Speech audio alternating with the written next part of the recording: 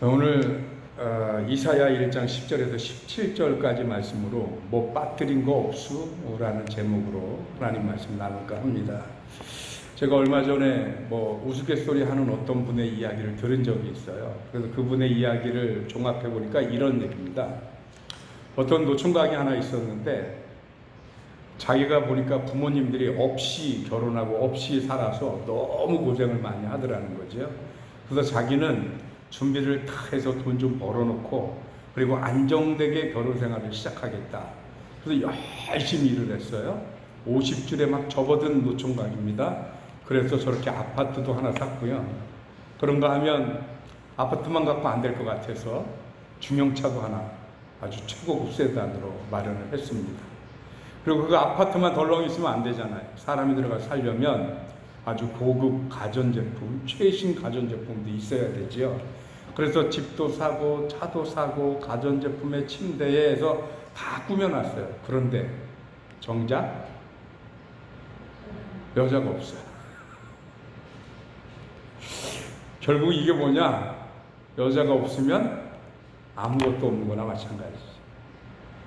웃기신가요 혹시? 근데 재미없는 얘기 재밌게 들어줘서 너무 감사하긴 한데, 그런데 여러분 생각해 보시죠. 저런 웃긴 얘기를 우리가 살아가면서 너무 많이 일상에서 보이고 있다는 얘기입니다. 그래서 오늘 성경에서 예수님도 그런 얘기를 하시는 거거든요. 하나님도. 왜냐하면 우리가 일상생활 하면서요, 나름대로 사는 것도 열심히 살고요. 내가 우리 교회 와서 느끼는 건데, 우리 든든히 서가는 교회 성도 여러분들의 신앙생활하는 모습을 보면 신앙생활과 우리 모든 성도님들의 일상이 잘 버무려져 있다는 느낌을 받아요. 왜냐하면 모든 삶의 중심이 교회 나와서 예배드리고 봉사하고 신앙생활하는 것에 먼저 초점이 맞춰져 있는 것 같은 느낌이 들더라고요. 그래서 권사님들, 집사님들 가끔 저한테 물어요. 목사님, 야외 예배는 언제쯤 계획하세요? 그래서 제가 왜 그러시나요? 그러면 저희 휴가를 보고 피해서 좀 하려고요. 얼마나 훌륭해요, 이런 자세들이. 목사님, 늦은 비 기도회는 언제쯤 하나요? 왜요? 아이들 방학 때 할머니 댁에 보내려고 그러는데 그거 맞춰서 보내면 제가 교회 나가기가 좋거든요. 이런 얘기들을 하시는 거예요. 일상에서. 우리 교회 와가지고 제가 지금 여러 번 그런 말을 들었어요. 교회의 일정에 맞춰서 또는 신앙의 패턴에 맞춰서 내 일상생활을 꾸려가려고 하는 모습들을 봤단 말이죠. 그러니까 꽤나 신앙과 우리의 일상이 잘 버무려져 있다는 느낌을 받았어요. 그런데 참 안타까운 것은 그렇게 신앙과 우리의 일상이 잘 버무려진 것 같아서 꽤나 열심히 예배드리고 꽤나 뜨겁게 찬양하고 꽤나 뜨겁게 기도하고 나름대로 열심히 신앙생활하는 것 같은데 성도님들의 표정과 평소 말투에 보면 뭔가 해결되지 않은 갈증이 그들의 가슴 속에 있더라고요. 뭔가 확신 있지 않은 모습이. 예배는 열심히 드립니다. 기도 뜨겁게 합니다. 찬양하는 거 좋아합니다. 그래서 열심히 찬양하는데 근데 뭔가 이 가슴 한구석에 뭔가 허전함이 있더라는 거죠. 그 허전함이란 과연 무엇일까? 그런데 문제는 그게 뭔지 모르겠어요. 이걸 알면 좋겠는데. 그래서 우리 성도님들 얘기를 들어보면 다 무슨 얘기 하냐면, 목사님 저도 옛날엔 뜨거웠었거든요. 옛날에 되게 열심히 했었거든요. 근데 왜 그런지 모르겠어요. 요새는 도대체 나이 먹어서 그러나. 근데 나이 먹어 다른 열심히 하는 사람들 보면 꼭 그런 것 같지도 않아요. 그럼 원인이 도대체 뭘까라는 겁니다.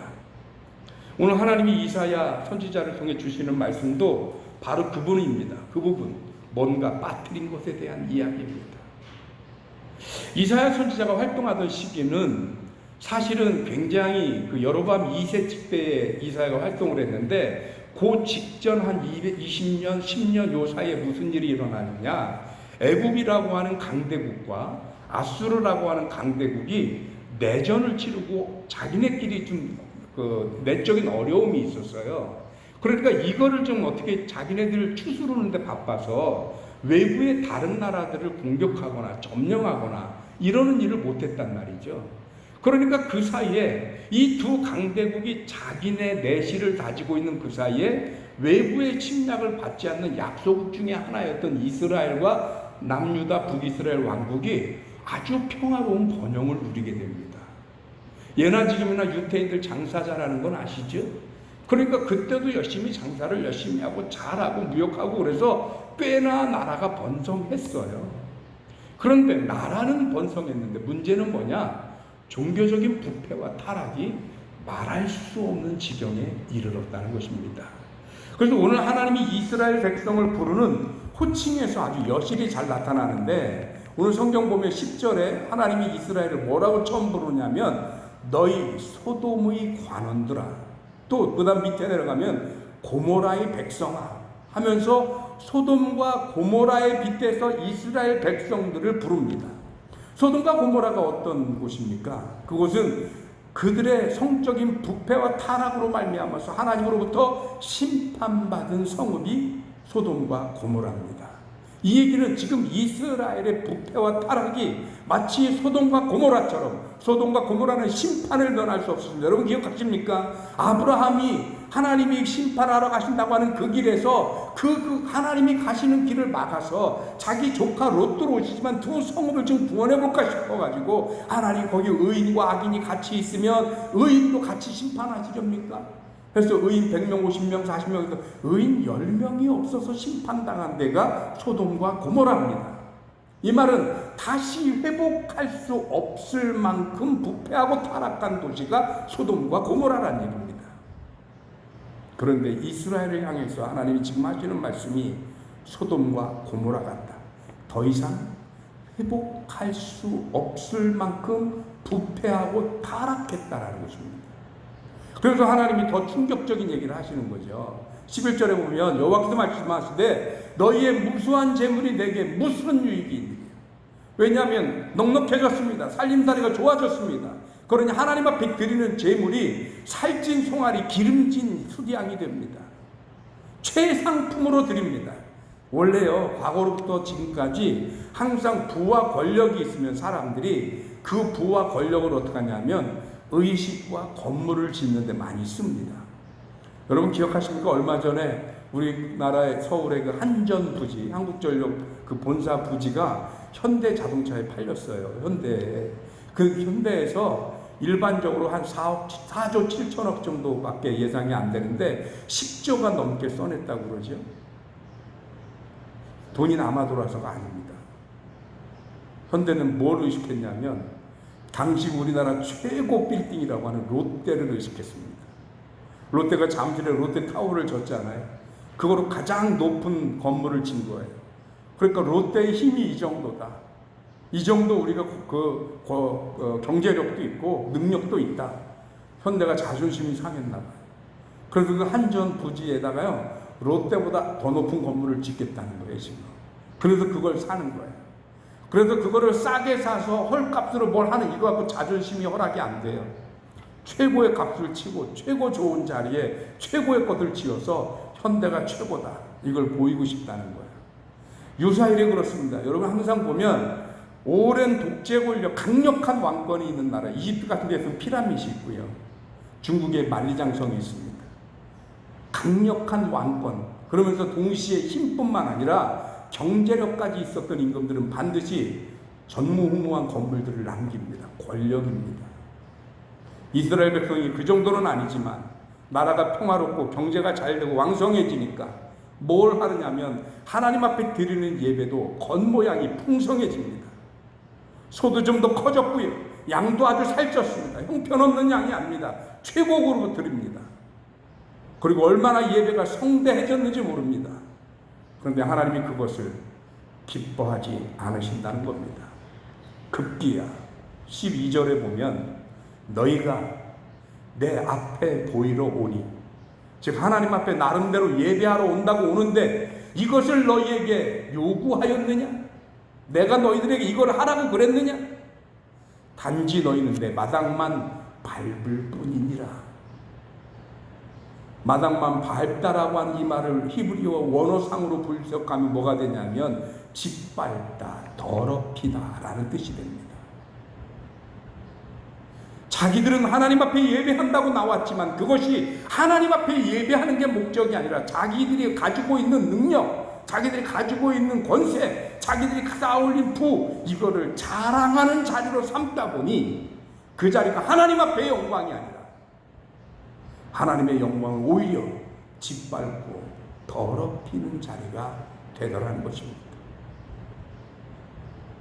하나님의 마당을 더럽혔습니다. 왜일까요? 풍성한 재물, 화려한 의식, 더 깨끗해지고 더 최상급으로 바뀐 재물들. 그런데 하나님은 그것으로 만족하지 않습니다. 아니, 제일 중요한 게 빠졌다는 것입니다. 가장 중요한 것. 오늘 우리들이 신앙생활하면서 바로 그 부분입니다. 나름대로 열심히 예배 드립니다. 나름대로 열심히 찬양하고요. 교회 생활하고 교회와 나의 삶이 잘 버무려져 있는 것 같습니다. 그런데도 뭔가 우리들이 마음이 허전하고 그런데도 뭔가 부족한 것 같고 만족함이 없는 이유는 뭘까? 뭐를 빠뜨렸기 때문에, 뭐가 부족해서 우리들의 예배는 요 정도뿐일까? 라고 하는 것입니다. 제가 고민하고 생각해 보니까 우리들의 예배에 다른 게 아니라 내가 없습니다. 내가. 나라고 하는 존재가 빠져 있습니다. 이렇게 얘기하면 여러분들이 혹시 마음에 동의하실 수 없나요? 무슨 말씀이세요, 목사님? 제가 다른 때는 몰라도 적어도 예배드리러 갈 때만큼은 얼마나 제 마음을 정돈하는데요. 제가 다른 때는 몰라도 하나님 앞에 기도할 때만큼 내가 얼마나 진심으로 하는데요. 정말요? 여러분의 삶을 던져서 하십니까? 가끔은 저도 저한테서 그런 걸 보면서 깜짝깜짝 놀랍니다. 그게 뭐냐? 적당한 만큼만 갑니다. 내가 수용하고 내가 용납하고 내가 감당할 수 있는 만큼만 갑니다. 그 이상 가지 않습니다. 그런데 그것이 헌신이라고요? 그것이 진정이고 신령이라고요? 그것이 과연 신령과 진정으로 드리는 예배고 내가 녹아져 있는 예배라고요? 딱 그만큼만 가면서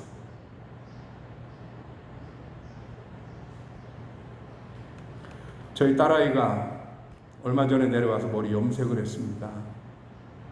우리 교인 중에 미장원 하는 보니까 좋은 건 있더라고요. 이런저런 주문하기가 좀 편하고. 그래서 저는 뭐 여자들 미장원 가는 거니까 안 따라갔지요. 미장을 하고 와서 이제 염색을 하고 거울을 보면서 꽤나 집단에 마음에 들었나 봐요. 평소에 그렇게 뭐 외모에 신경 쓰는 애는 아닌데 한참 거울을 보면서 이쪽으로 해보고 저쪽으로 이렇게 해보더니 저한테 그러니까 아빠 이쁘지? 이번에 염색 잘 됐지? 근데 저는 남자들의 공통점인데 여러분 여기 여자분들 기억해 주세요. 남자들은 잘 몰라요. 여자들이 뭐 이쁘지 그럼 왜 이쁜 건지 뭐가 이쁜 건지 그냥 단지 내가 그 사람한테서 뭘 매력을 느끼거나 아니면 이거는 몰라도 객관적으로 뭐 머리가 예쁘게 나왔네 뭐 안 예쁘게 이걸 잘 몰라요. 새로 했으면 그냥 새로 했으니까 좋다 이 정도죠. 그러니까 저도 뭐 애써 오랜만에 내려온 애가 아빠 이쁘지 그러니까 그래 이뻐 그랬거든요.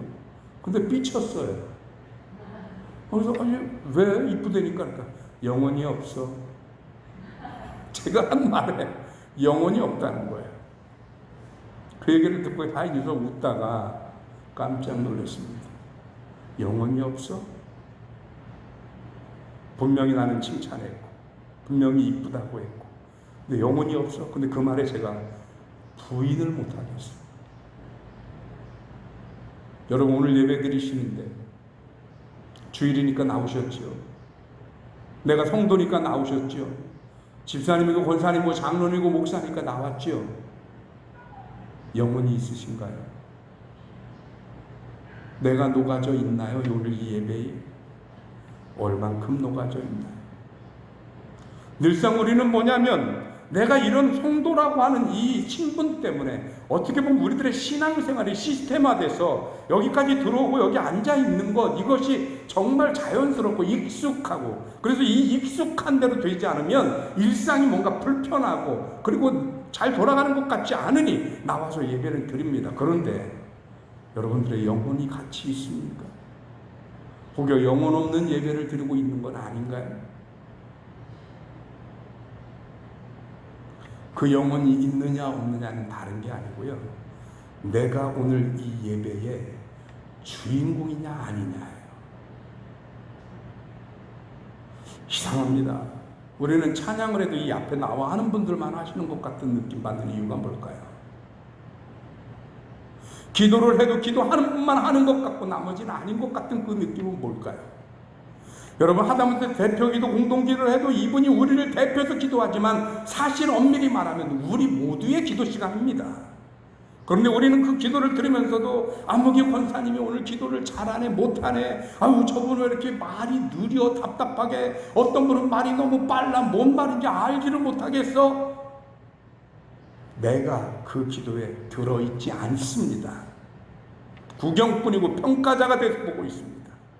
하나님의 말씀을 준비하고 전할 때도 제가 설교를 잘하고 못하고 이거는 2차적인 문제고요. 과연 내가 이 시간에 하나님 말씀 앞에 서 있느냐 안 서 있느냐는 다른 문제입니다. 오늘 목사님이 뭐 이상한 말 하네, 재밌네, 오늘 제목이 재밌다, 제목이 뭐 빠뜨린 것 없이 이런 제목 나 또 생전 처음 보네, 이런 걸로 그냥 만족하시는 건가요? 아니지 않습니까? 이 예배의 대상은 하나님이시고 이 예배를 받으시는 분은 하나님이지만 예배를 드리는 이는 누군가요? 저입니다. 내가 빠지면 아무 의미가 없어요. 오늘 하나님의 말씀이 오늘 우리들에게 뭔가를 도전하고 주셨습니다. 그런데 그 말씀 앞에 내가 있지 않아요. 내가 빠졌어요. 그러면 오늘의 말씀은 의미가 없습니다. 우리가 신앙생활에서 나름대로 열심히 산다고 하는데 여전히 우리는 뭘 하냐면 다른 사람들을 평가하고 지적합니다. 누구는 좋은 사람이야, 누구는 나쁜 사람이야, 누구는 훌륭한 장로님이야, 누구는 훌륭한 권사님이야, 누구는 좀 부족해. 근데 나는요, 나는 어디 갔냐고. 나는 훌륭합니까 안 합니까? 나는 괜찮습니까 안 괜찮습니까? 나는 제대로 합니까 안 합니까? 나는 어디로 갔냐면 나는. 그러니 우리들의 신앙이 늘 적정선에서 멈춰버리는 거죠. 온전히 던지지 못합니다. 에스겔 47장에 여러분들 많이 설교를 들어보셨을 텐데 성전 문 앞에서 생수가 흘러나옵니다. 에스겔이 환상 중에 본 것입니다. 천리를 지나서 깊이를 재보니까 발목에 닿았고, 또다시 천리를 지나서 깊이를 재니까 무릎에 닿았고, 또다시 천리를 지나서 깊이를 재보니까 허리에 닿았다가 또다시 천리를 지나서 들어갔더니 이번에는 온몸이 잠기게 되었더라. 처음 들어보시나요? 들어보신 말씀이시죠? 저는 이걸 어떤 목사님이 이렇게 해석하는 걸 들어본 적이 있어요.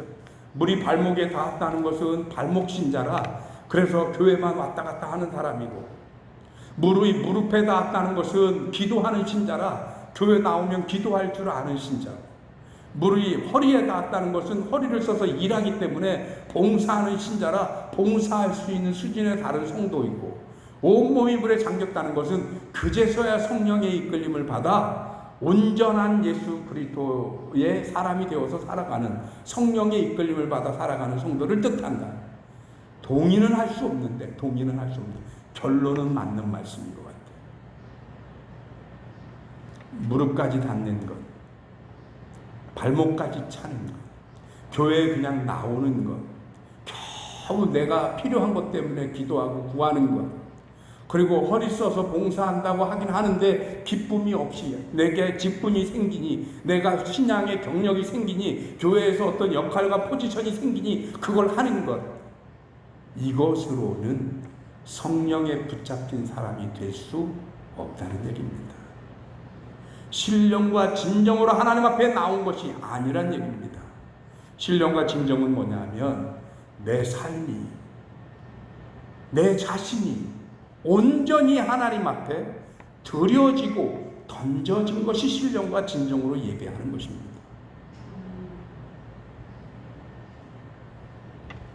이것이 안 되면 사실은 앞에 있는 것들이 무의미해집니다.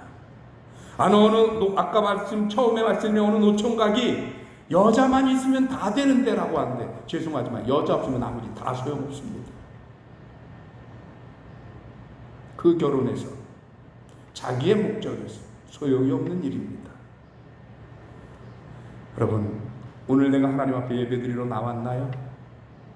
내가 제물이 되지 않으면 제 아무리 살찐 송아지를 잡아놓고 제 아무리 기름진 양을 제물로 올렸어도 의미가 없습니다.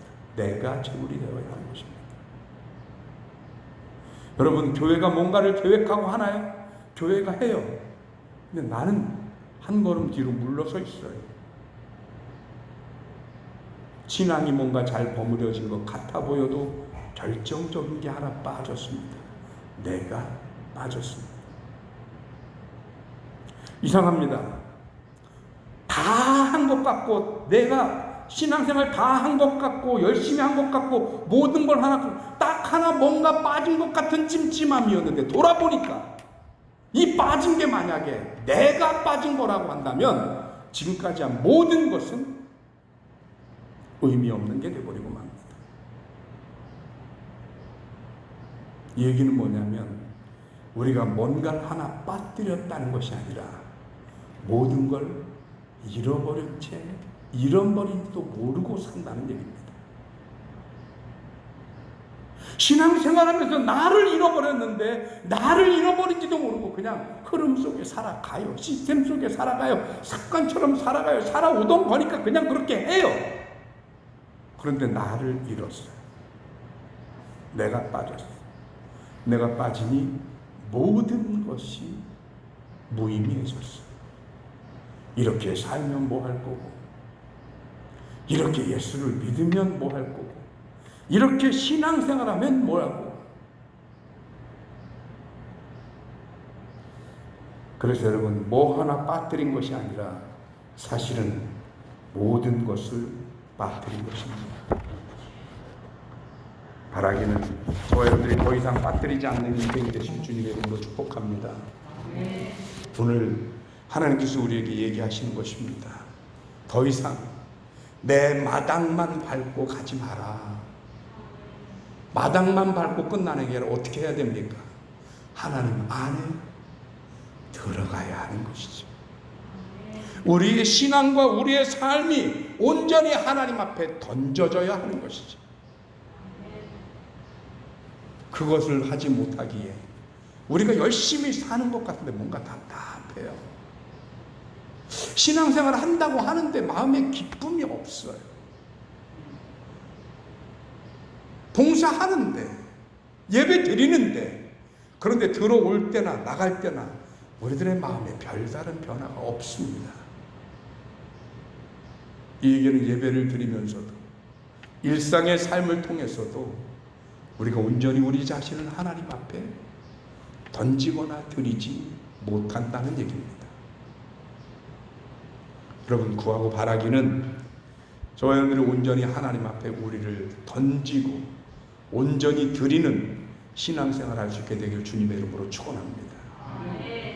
그래야 우리의 신앙이 의미 있어지지 않겠습니까? 오늘 이사야 선지자를 향해서 하나님이 이 같은 채찍을 가할 때는 이제 너희와 나는 끝났다, 이 얘기를 하시려는 게 아닙니다.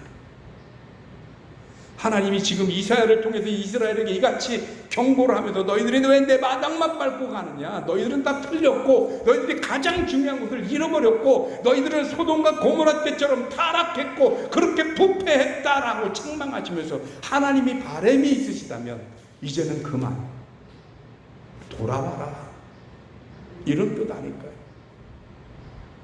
더 이상 땀만 밟지 가지 말고 내 안으로 들어와라. 오직 하나님 앞에 우리들의 모든 삶과 내 자신을 온전히 드려라. 하나님 그것을 기다리기 때문에 이스라엘을 책망하면서 이사야 선지자를 통해 그 말씀을 주시는 겁니다. 오늘 제목하고 연관해서 다시 표현해 볼까요? 뭐 잊은 것, 뭐 빠뜨린 것 없수? 이 말은 당신 빠뜨렸어, 그러면 안 돼, 책망하고 끝나려는 게 아니시죠. 우리 인생에 뭔가 빠뜨린 것 같고, 뭔가 부족한 것 같고, 내가 뭔가 채워지지 않아서, 그래서 신앙생활 하면서도 답답하고 유쾌하지 않고 늘 부족하고 허전한 그 우리들의 심령에 하나님은 뭐냐면 채워주시기 위함입니다. 빠뜨린 게 있고 잊어버린 게 있고 부족한 게 있다면 하나님은 그것을 채우시고 온전케 하셔서 더 이상 예수 믿으면서 신앙 안에 살면서도 더 이상 갈급하고 답답하고 털털하고 이런 그런 심령이 아니라 하나님으로 인하여 기쁘고 감사하고 은혜가 넘치고 풍성한 삶을 누리셔야 하지 않겠습니까? 왜 신앙생활 똑같이 하는데 늘 허전하고 뭔가 늘 부족하고 뭔가 늘 빠진 것 같고 언제까지 그렇게 살아요?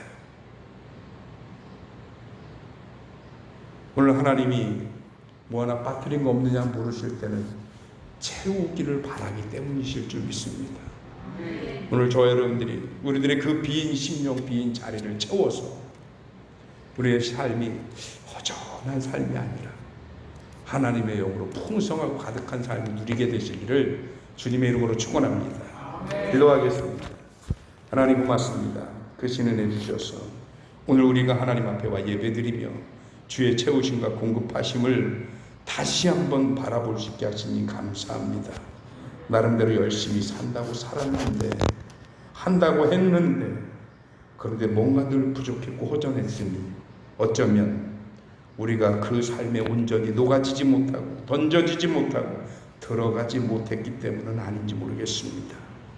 오늘 하나님이 이 말씀이 내게 경고이자 또다시 촉구하시는 하나님의 부르심의 목소리로 듣고 돌이켜 하나님 앞에 돌아오는 주의 백성들 되게 하여 주옵소서. 감사하고 예수 그리스도 이름으로 기도하옵나이다. 아멘.